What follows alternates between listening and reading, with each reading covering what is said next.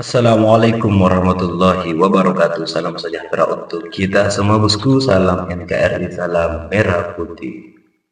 Wahai para ibu-ibu, para bapak-bapak, para netizen. Ya, kurang lebih seperti itu yang diungkapkan oleh Wapres Gibran ketika memberikan sambutan dalam acara NU ya. Itu terlalu mengulang-ulang kata para, padahal itu adalah merupakan bentuk jamak dalam bahasa Indonesia. Ini agak lain, jadi wajar ketika Rocky Gerung dan juga para netizen blender Gibran soal itu. Apatah lagi ke depannya kita tahu bahwa potensi besar maju di Pilpres 2029. Oke bosku, tanpa berlama-lama, mari kita simak videonya. Yang saya hormati tokoh-tokoh, para tokoh agama, para kiai, para ibu nyai yang hadir pada pagi hari ini. Selamat pagi semua ibu-ibu. Sahabat. Oh.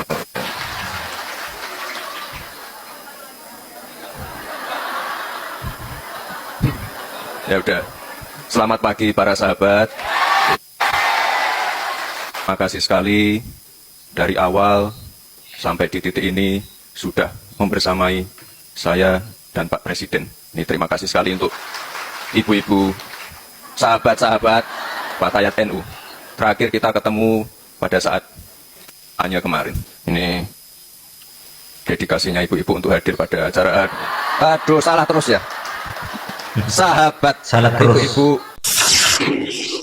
2 hari yang lalu ada pidato dari Gibran di Fatayat NU. Ini aduh bikin miris bang, miris sekali. Ini kalah sama anak SMP, anak SD sekalipun. Kan kita tahu penggunaan kata para itu adalah kata jamak. Jadi para hadirin yang terhormat, berarti hadirinnya lebih dari satu yang hadirnya, kan begitu.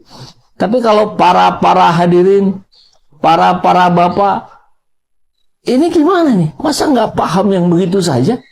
Ya ini terucap dari mulutnya Gibran. Belum lagi kesalahan-kesalahan berikutnya yang dia sampaikan. Kualitasnya terbaca hanya dari apa yang dia sampaikan di forum resmi.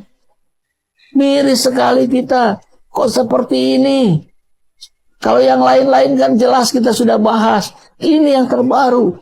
Coba kita lihat ya.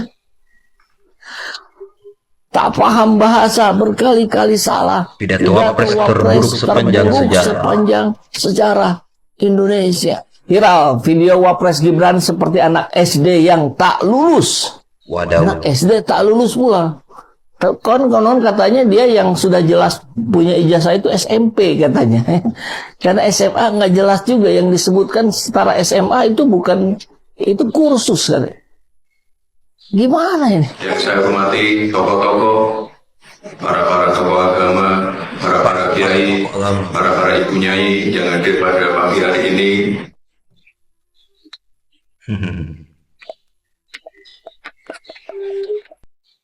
Halo. Kemarin ini Gibran membuka konferensi besar Fatayat NU 2024. Nah, yang menarik adalah pidato yang diucapkan sama Gibran, di mana dia menggunakan tata bahasa yang sangat berantakan itu, menyapa tokoh agama dengan para tokoh agama, para ibu, para bapak. Sementara kita tahu kata para sendiri berarti jamak. Gimana dia bisa menggunakan itu dengan kalimat seperti itu?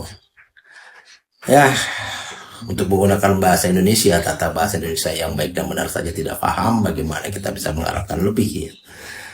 Apalagi untuk menguasai bahasa lain. Ya, tapi ini adalah wakil presiden yang kita punya. Nah, sementara kita juga paham bahwa Gibran punya agenda lain. Dia ingin maju di 2029 sebagai RI 1.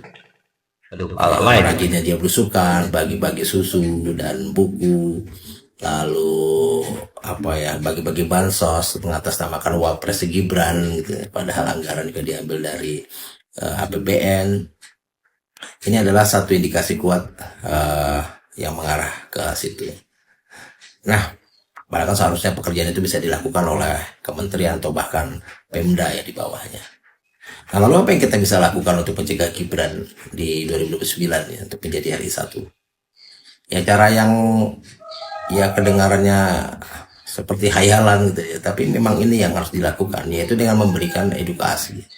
Masyarakat ya, teman-teman harus rajin dan mau memberikan edukasi kepada masyarakat kita yang lain, teman-teman kita yang lain, yaitu dengan memberikan kritik yang konstruktif ya terhadap kebijakan-kebijakan, ide-ide, mungkin gagasan-gagasan yang bertentangan dengan kepentingan publik atau ekonomi kerakyatan.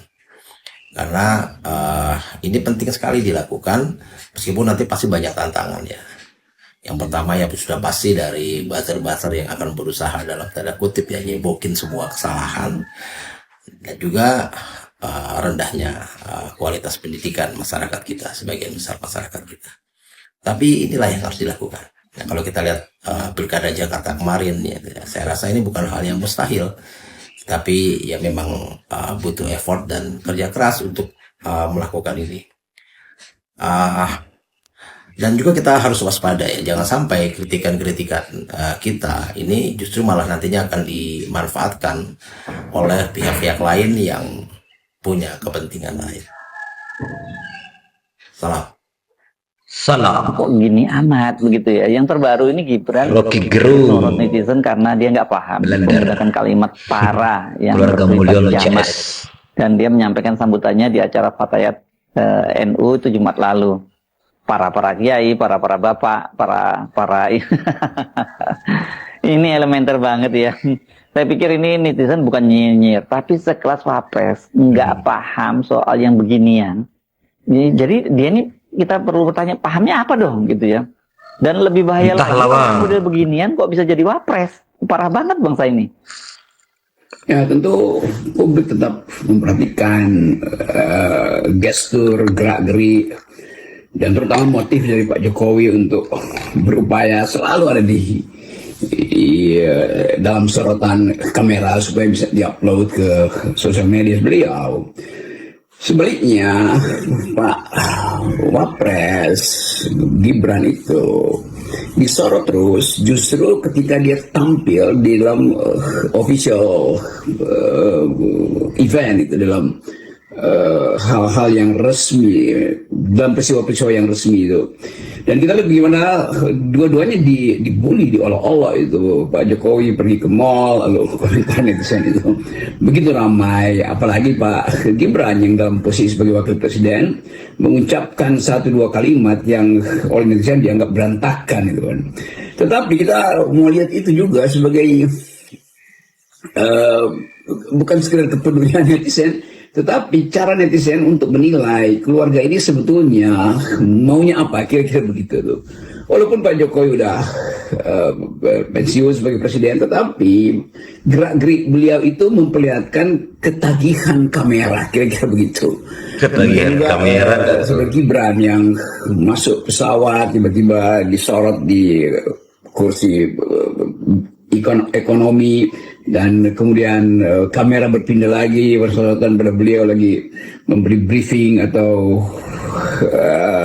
sambutan dalam satu acara, lalu mulai diperhatikan betul oleh netizen bahwa kalimatnya itu para palas segala macam itu. Jadi kelihatannya bahwa selalu ada bahan untuk dijadikan semacam kajian yang kita sebut sebagai keseharian dari tokoh-tokoh di dalam dinasti Pak Jokowi. Jadi saya kira itu akan berlanjut karena tetap kepedulian netizen justru hendak diperlihatkan pada publik bahwa ada satu keluarga yang tidak berhenti dengan ketagihan kamera atau edik terhadap pemberitaan. Kira-kira itu.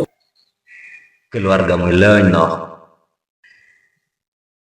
Ya, gimana nih pendapat para netizen, para penonton, para bapak-bapak, para ibu-ibu? Silahkan para tanggapi di para komentar. Oke. Sampai jumpa di video selanjutnya. Assalamualaikum warahmatullahi wabarakatuh.